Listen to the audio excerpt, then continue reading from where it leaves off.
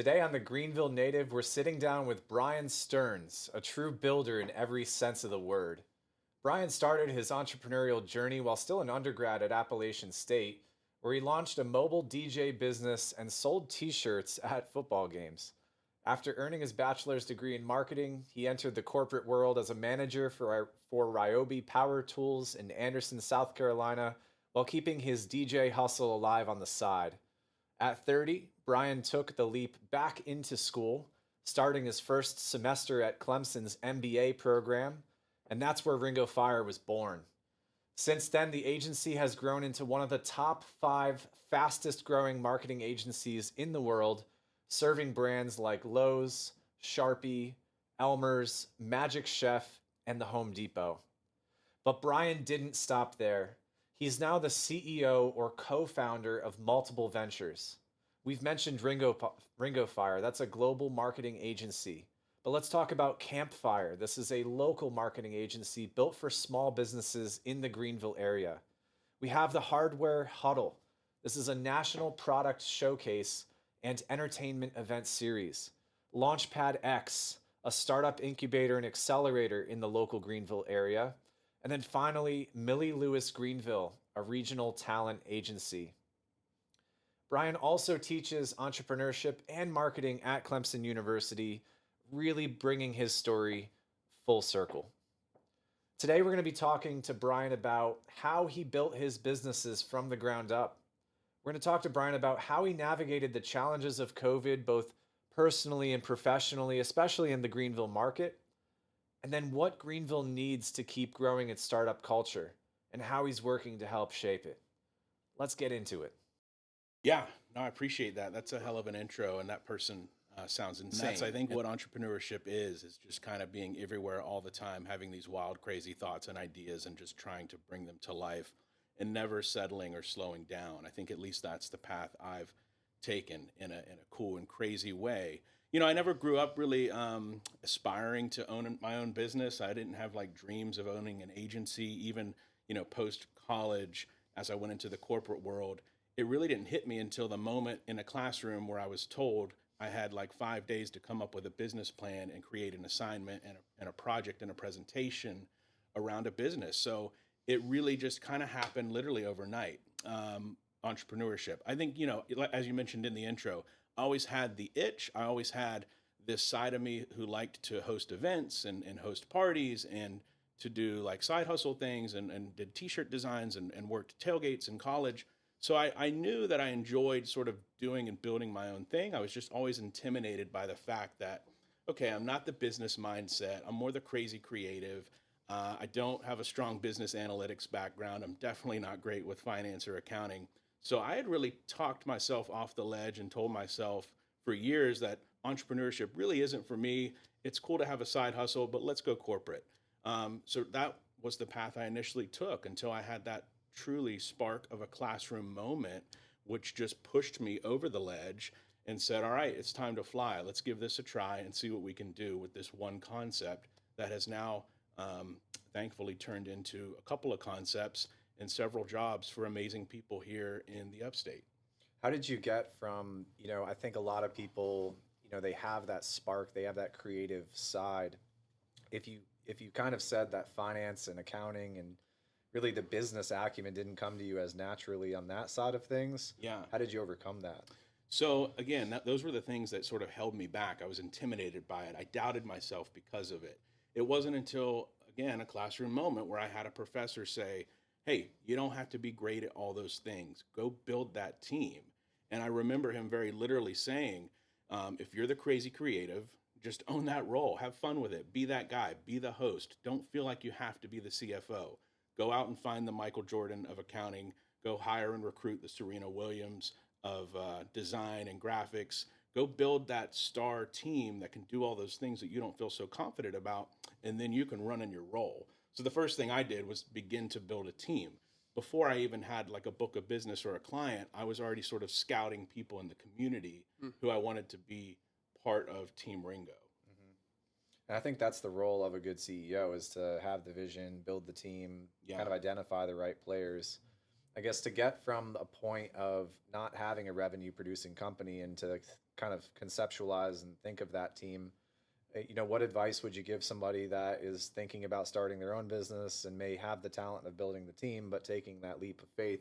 How do you get from a zero capital, Yeah. situation or a loan situation into turning a profit? Because that first year, I guess, of a company, the first 2 years of a company, is really the make or break, right? So how do you keep your team motivated? What was your navigation through those iceberg channels at that point? Yeah, those first couple months were fun because you're building the team, you're launching the website, you're creating the concept, but then you realize you've got to pay folks and you have bills to pay.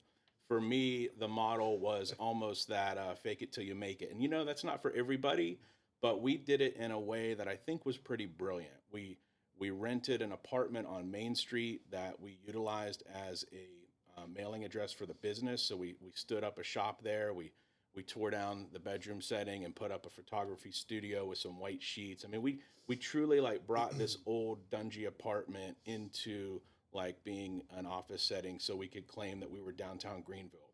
I put my friends' logos and brands on my website to make it look as if I had clients. So when we went in to actually pitch somebody, we were banking on that being our investment. It was like Shark Tank. Everything was on the line. And that first client who we landed, thankfully, was the first like startup money. We never took a loan. We didn't run up credit card debt. We just stood up a vision of who we wanted to be. And then we went out and sold that. And when we landed that first client, boom, then I had, a couple $1,000s for that retainer to start buying equipment and getting a camera and paying an intern and paying for models and all the things I needed to do was able to start running. So that then fueled me to go get more clients, build a bigger book of business, and continue to kind of stack the company on bringing in, new services and saying yes to everything. This was back when I didn't have a website developer, but if somebody asked me if I could do a website, I said yes. If a client said they wanted to be on the Ellen show, I just said yes. Like, we'll figure it out. We'll get you the placement. And that's what we did. And we spent sleepless nights building this thing very early on, using the tools that we had, building the plane in the air. And it just took like one client at a time to kind of build to where we are today. I looked at the time now looking back, I think it was kind of wise. I mean, our first couple team members were interns, right? You could give them a decent pay. Typically they're on their parents' insurance. They're working part-time. So we found ways to be scrappy, but still provide like quality service and relationships to clients. So you had that imposter syndrome at first, and over time that started to actually become a legitimate, Yeah. business and organization. Yeah, again, I'm the marketing guy. I hate to like owe people money. I didn't want to borrow a line of credit. I didn't want to run up cards. I'd heard those horror stories in school, which I think were very informative and helpful. A lot of people go that route. A lot of people do go raise money before they'll start their business. They look for a certain dollar amount that they need to hit before they'll open the doors. We did the opposite. We just opened the doors and started with nothing, and then eventually were able to catch up.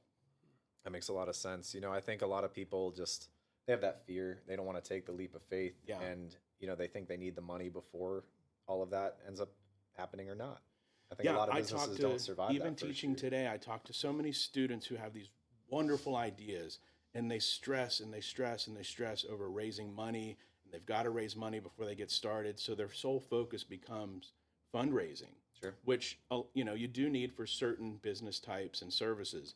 But for me, it's just my advice to them is just just start. There's things you can do to get it off the ground without having that 50,000, 100,000, $500,000 that you think you need to begin your business. We started it with nothing, and we're able to get it where it is today based on that premise or practice. I'm curious. So, as time went on, you mentioned that when you first started your business, you had a central kind of theme, motivation, something that kind of drove you and your team that you kind of followed as your credo or your vision for the brand.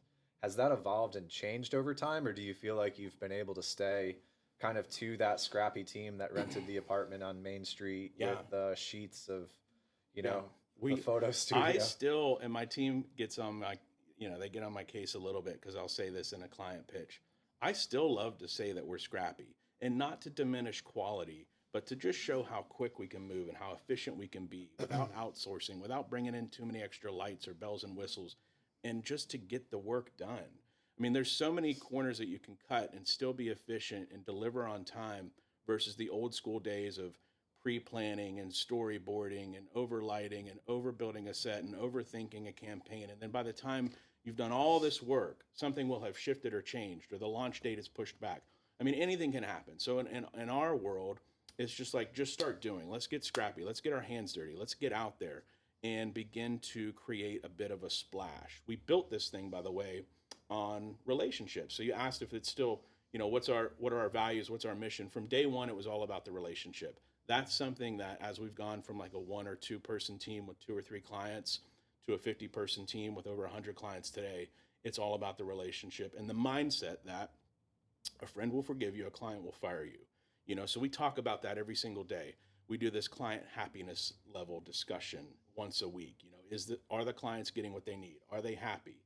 When I was a DJ, I would look out into the crowd when I was playing a show, and if people were smiling, I knew they were having a good time. I knew I was doing my job. So as an agency owner, it's kind of the same thing on a Google or Zoom call. If we can see that the clients are into it, that they're smiling, that they're loving it, that they're giving us thumbs up, then we know we're doing our job. It sounds super simple, but really for us, it's all about the relationship. We want to deliver on sales, we want to deliver on metrics, but we have to win the relationship more than anything. Yeah, I think, the psychology of that human relationship. So in the work that I do as a psychiatric nurse practitioner with I Trust Wellness, I would boil it down to just that as well. I could be great all day at prescribing medications and diagnosing somebody and say, I know exactly what's going to work for your brain. But if that person doesn't want to come back and talk to me nor trust me in that relationship, and I think to take it maybe a step further, and you'd agree with this, it's down to the trust in your team and in your word, because when you're really pitching somebody on your vision or your idea, they have to trust that what you're going to do is bring their brand to life, right? For sure. And if you can win them over in those early stages, they'll stay with you in the long term versus a traditional agency who may come in with a bow tie and pitch this glorious campaign, ask for a bunch of money, and then not deliver. They're going to turn on that agency, the brand is at least, the very next campaign, because they just didn't have a level of trust or relationship. I learned those skills, I believe, from my corporate days. I watched how we on the brand side would like court and entertain and build relationships with people at the Home Depot.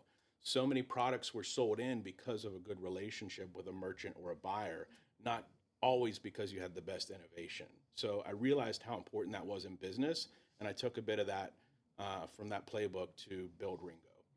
And one concept that I think a lot of startups really struggle with, and especially in marketing and sales and these different types of creative agencies, how do you feel like over the course of growing your business, you must have had a lot of no's along the way. You must have had a lot of clients that you pitched to that you didn't win the contract. Mm-hmm. How did you take a no and how did you improve upon it? What was the psychology and how did you spin that as the CEO to your team if you had an important client that you were trying to basically close, and how did you turn that into a win for the team? So the first thing was, again, we said yes to everything and anything. And a lot of people won't do that because they know what they're good at and they want to focus on that as they build their company. My mindset or concept was say yes to whatever it is that somebody asks for, just to build that platform and have a foundation. So then we can kind of go deeper on pillars and things that we really wanted to do. But, there were wins and losses along the way. It's like, American Idol tryouts, right? You go, you don't get the golden ticket. We would go back each season and continue to try. It didn't shake us. I was throwing sport coats on interns and putting them in front of Fortune 20 brands to try to pitch big $2 million media campaigns back in 2017. And we were sort of like chuckled at, laughed at. 6 months later, we were landing some of those same brands, with confidence. And I think it's just, we rehearsed it. It was the 10,000 hours of practice. We got to a point where we knew the home improvement space. We were confident in our pitch and we were just relentless. If you said no to us, that fired us up. We may have gone home that night a little frustrated, but we got up that next morning and just hit it twice as hard. The COVID pandemic, and you were in the home improvement space, and you were working at that point with Lowe's and Home Depot at those points in time. Can you share a little bit about that period of time, how your business kind of navigated through that, how you were able to help these brands, but also see Greenville come together? Speak about that era of time. Yeah, I try to be respectful and delicate in this conversation, but in a time where a lot of people and companies really had a difficult time or a challenge or lost a loved one or went through something tragic or had to close their business or close their doors, we were in a space in a category that was pretty essential. So because we had stayed with hardware and home improvement, really carved that out as our niche, as things started to shut down, you guys remember the only thing that was really open were like grocery stores, Walmart, Home Depot, Lowe's. And so those places were allowed to remain open because they were essential. We were representing those brands. We were still we were working with brands who were in rough plumbing. People still needed plungers. We were working with brands who were in outdoor patios and backyards and grills, and people were upfitting their backyard because they were stuck at home. So home repairs, home essentials. As we were kind of stuck inside, we all became stir crazy and just began upfitting the hell out of our houses. So even like the worst product on the shelf at Home Depot and Lowe's that year had their best year because things were just flying off the shelf because that was all you could really do. You could order food and groceries to your door, but if you just wanted to get out of the house and do something, you went to Lowe's, you went to Home Depot, you went to the grocery store, Walmart, whatever. So how many times personally had you gone to Home every day? It was therapy. It was like I didn't wake up. The garden center. I didn't wake up and go to the gym. I woke up at 5 a.m. and I was in Lowe's at 6 a.m. almost every day. But it was because we were just, again, we were inspired. We were essential. We were helping brands get aligned with people who needed products in a time that was really tough. Hand sanitizer, cleaning wipes, other products that were really necessary during that time. Those became our clients. Yeah. So we rallied, we became resilient, and we really just took the challenge and barreled through it. You talk about like a storm coming through, the cows will lay down in the grass, the buffaloes charge into it just so they get out quicker, right? So we charged into that pandemic, not really knowing what to expect, became pretty essential in the work that we did, and really took off and grew from that. How many of those brands did you tell them to focus on, like the DIY? Is it do it on your own, do it at your house? Yeah, all of them. Yeah, I mean, we were working on campaigns that were more around like home tips and tricks and trends and things that you could do. Again, because we were stuck at home, we were going stir crazy. So we were helping companies like Bear Paint or Charbroil Grills with inspired tips and tricks for like upfitting your bathroom or things you could cook or grill in the backyard. How to have like a safe gathering in your neighborhood and still, inspire community and doing and cleanup and all those types of things, where we were just in a period where a lot of people were frozen, a lot of people were scared, but I kept the team, working. We stayed resilient, we stayed focused, and we came out as a much better team with a lot of opportunity from that, pretty tragic event. Post-COVID, did you see a lot of like traffic stay consistent when people are going back into the workforce, or was it? Yeah, that's the great thing about hardware and home improvement. It's a seesaw. If it's heavy on the DIY and do it yourself and do it at home phase for one season, and something happens like a market crash or a pandemic, it'll shift and then it'll flip back to like the pro side. So if you're not fixing your own toilet, you're going to hire a pro to do it, and just depending on what's happening in the world. And that's just one small example, but a lot of it, boils down to one of those two sides, either the pro or the DIYer, is going to be successful in any given period of time. Right now, we're seeing the DIYer come back into effect because people are kind of clenching their wallets and pulling back a bit with all these tariffs and scares overseas. So I'm curious, so being the creative that you are, what really was the most interesting part of that period of time? So did you personally find interest in understanding the trends on social media? So TikTok was starting to rise up and Instagram Reels. Like for you as like the creative entrepreneur that you are, like what has been the most interesting shift of your mindset and focus? So you planted the seed, you started your company, obviously the pandemic happened. It allowed you to open up your mind to these different types of marketing styles. So what has really been something that's piqued your interest over the last couple of years? Oh, the pandemic shifted us forward like 3 or 4 years before we were supposed to get there, right? It caused a major turn in e-commerce, for example. Every single brand, from like a small boutique on Main Street to a large company, suddenly needed a landing page or a digital experience or direct-to-consumer experience.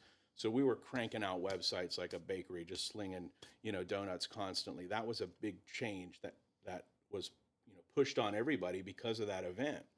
Now it ultimately would have caught up, but that just sort of like hyper lapsed it a bit. Yeah. Another thing is, parents were stuck at home with their kids.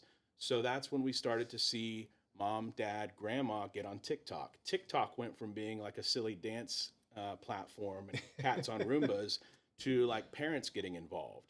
And all of a sudden you're seeing like home improvement projects on TikTok and cooking and other hacks. And so that was an inspiration for us to shift some brand attention over there that was driving some meaningful sales.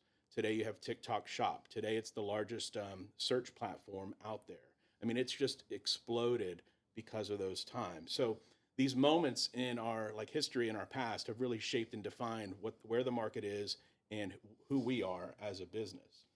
Have you found more success when you're growing with an influencer, or already find an influencer that has a following and then working with them?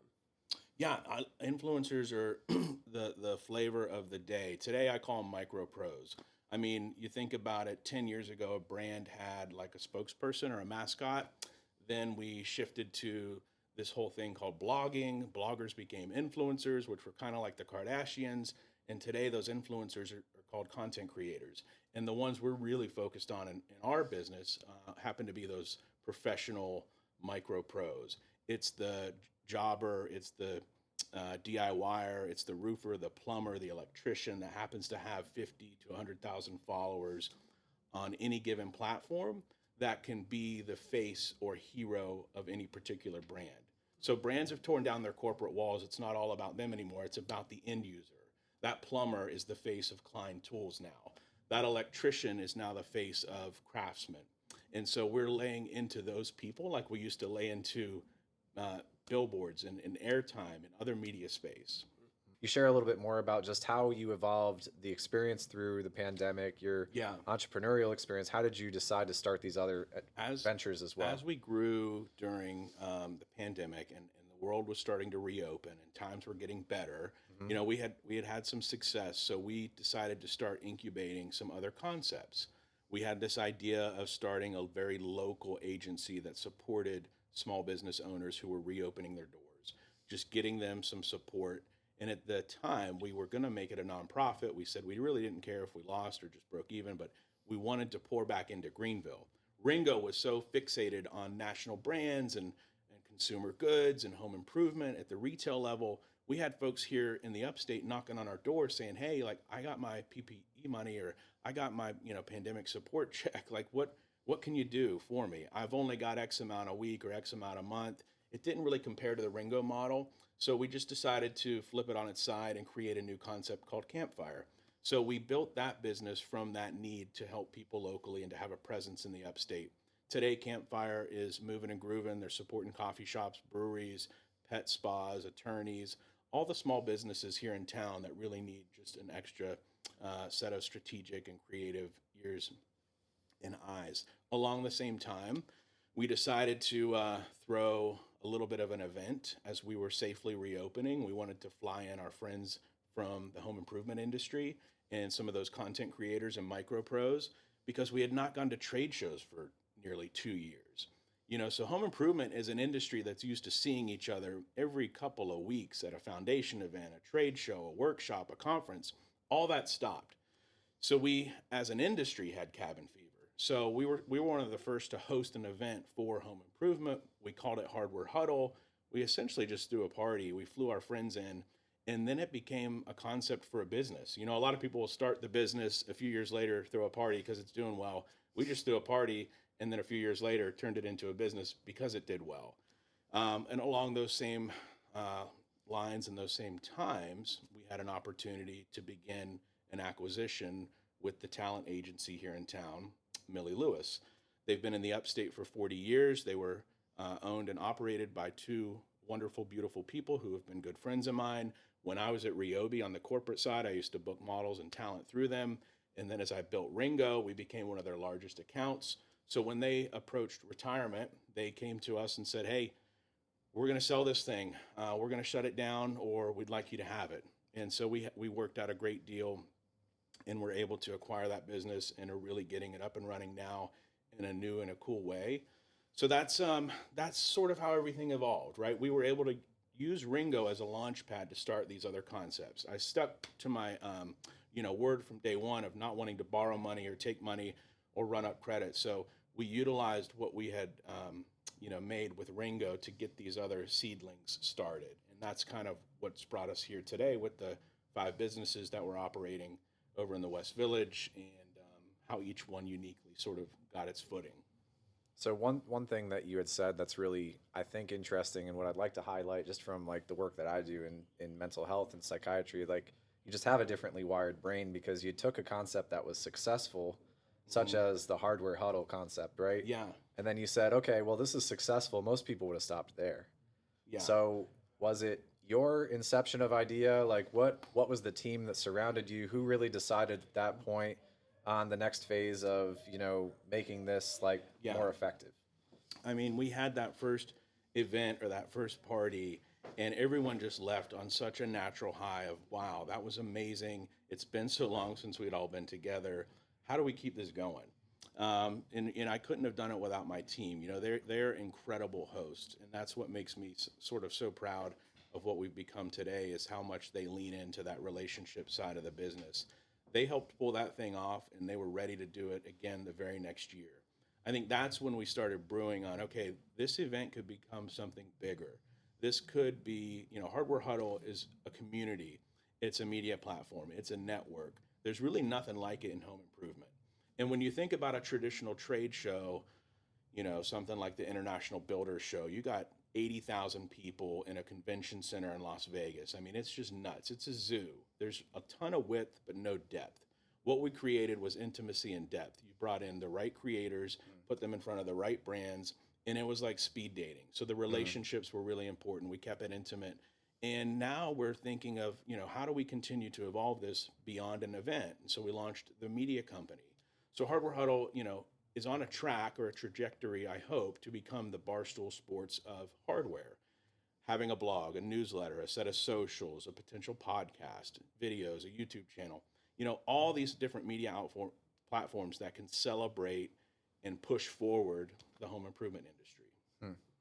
Yeah, I think it's just a very unique team that you've assembled, and I think you being a leader and an entrepreneurial-minded person, the creative, it's something that not many other founders can replicate that same way. So there's a level of success that should be appreciated, of course. And I certainly, from the outside, being a CEO myself and an entrepreneur, it's definitely really hard to do what you do.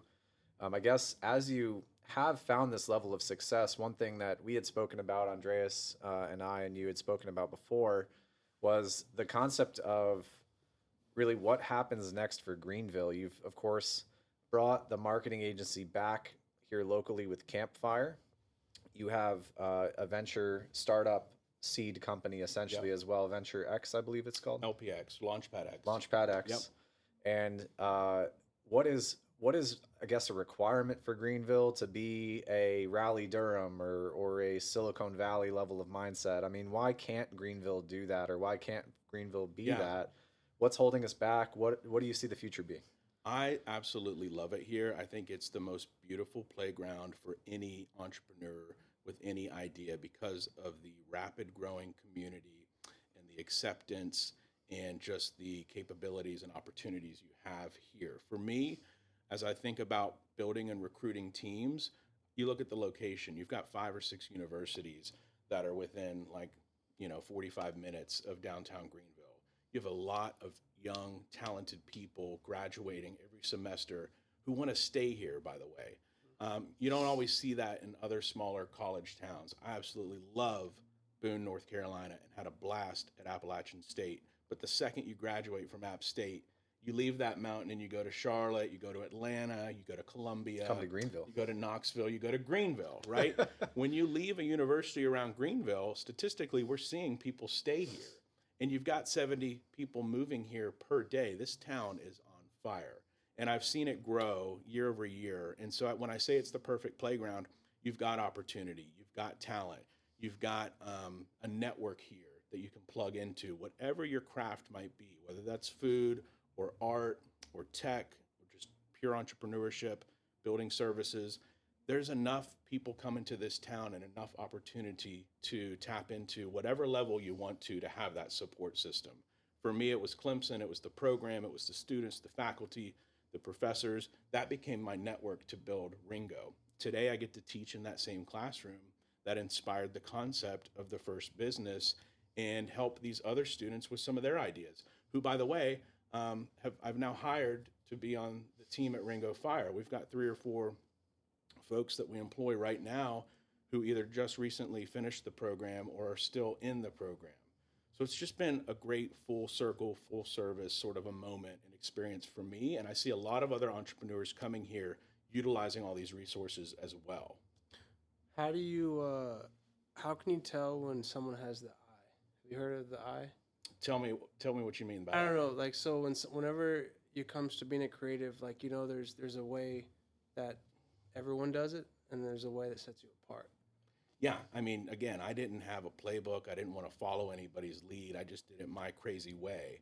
I call them 2%ers. I say there's like 2% of the world's population is just a little bit crazy and doesn't follow the norm. And when you find one of those types of people who have a talent or a gift or an eye or a skill set, you want to like rope them in. Well, how do you see, like, I don't know. That's a good question. I don't just like initially see that in somebody. I think it comes over the course of just working together, having a coffee, getting to know someone. But as I recognize that at work, or recognize that in the community, or recognize that on the college campus, you want to link up with those people because you know you're going to fire like neurons at each other and just supercharge one another and really to create something pretty special because they've got that same mindset or same DNA cut.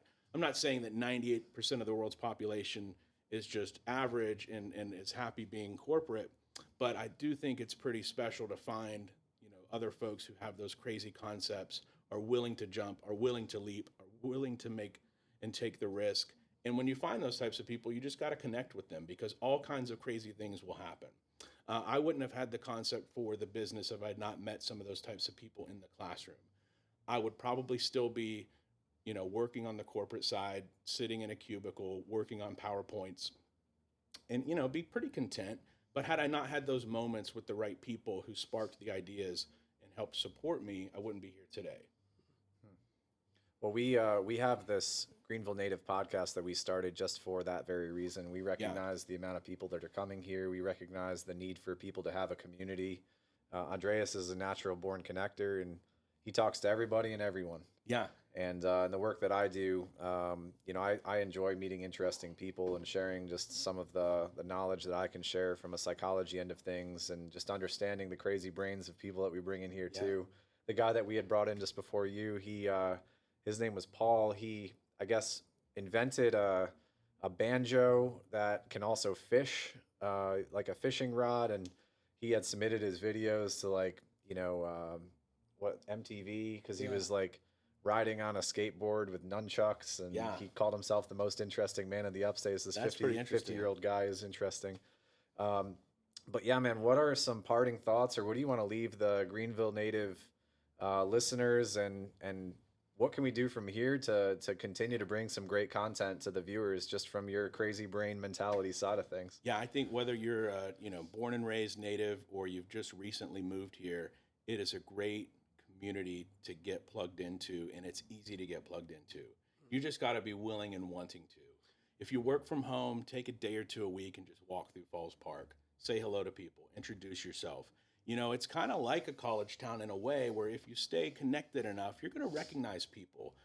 You're gonna recognize people that work at some of these shops and bartenders and other people around town who are pretty notable and have a great reputation. And if you get plugged in with the right crowd, whatever crowd that is, whether it's music again or the arts or food, you're going to be accepted and be really connected. You know, I joke about anyone should just like phone up the mayor and grab coffee with them. But it is crazy that in a community like Greenville, you truly could shoot a note to Mayor Knox on LinkedIn or email him, and he will reply within a couple of days and meet you for a cup of coffee. You don't find that in other cities, even smaller ones and larger ones, right?